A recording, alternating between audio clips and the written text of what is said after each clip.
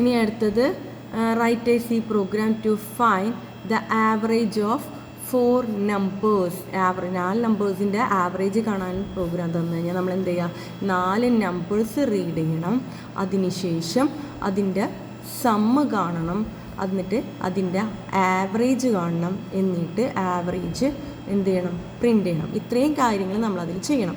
അപ്പോൾ നമുക്ക് ആ ഒരു സ്റ്റെപ്പുകൾ എങ്ങനെയാണെന്ന് നോക്കാം. Hash include stdio.h void main,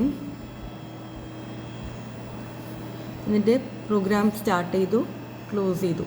നമുക്ക് എന്താ ആദ്യം തന്നെ റീഡ് ചെയ്യണം 4 numbers. That is സ്കാൻഎഫ്.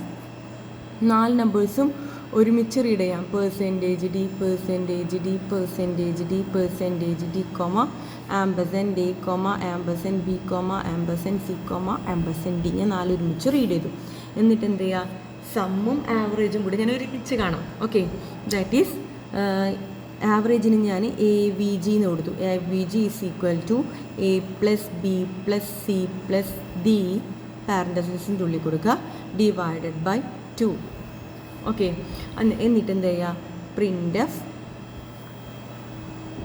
Average is %d, AVG. ഇവിടെ ഒരു സംഭവം വരണമെന്ന് വെച്ചാൽ ചിലപ്പോൾ ഇവിടെ ഒരു ഡെസിമൽ വാല്യൂസ് വരാം. ഓക്കെ, ഞാൻ കൊടുക്കുന്ന വാല്യൂ എന്ന് പറഞ്ഞു കഴിഞ്ഞാൽ 4 + 2 + 3 + 6 ആണെന്ന് വിചാരിക്കാം. ഓക്കെ, അപ്പോൾ 14 അല്ല, 4 + 2 + 3 + 6 ദാറ്റ് ഈസ് 15/2 വരുമ്പോൾ 7.5 വരണം.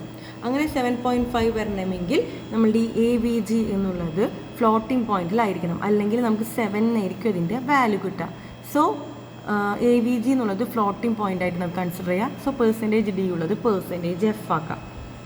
ഓക്കെ, അപ്പോൾ അതിനനുസരിച്ച് നമ്മളോട് ഡിക്ലെയർ ചെയ്യണം. ഇപ്പോൾ int ABCD അതൊക്കെ. ഇനി float FLOAT float float AVG. Okay, ഇനി അതിന് ശേഷം എന്ത് ചെയ്യുക, printf enter the numbers. Okay, അപ്പോൾ ABCD ഡിക്ലെയർ ചെയ്തു, ആവറേജ് എന്നുള്ളത് ഫ്ലോട്ടിംഗ് പോയിന്റിൽ ഡിക്ലെയർ ചെയ്തു, എന്നിട്ട് 4 നമ്പേഴ്സ് എൻ്റർ ചെയ്യാൻ പറഞ്ഞു. അതെല്ലാം ABCD ഓരോന്നിൻ്റെ അഡ്രസ്സിലേക്ക് റീഡ് ചെയ്തു.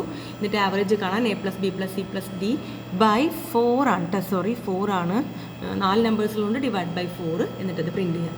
സോ ഇതാണ് ആവറേജ് ഓഫ് 4 നമ്പേഴ്സ് എന്നുള്ളത്.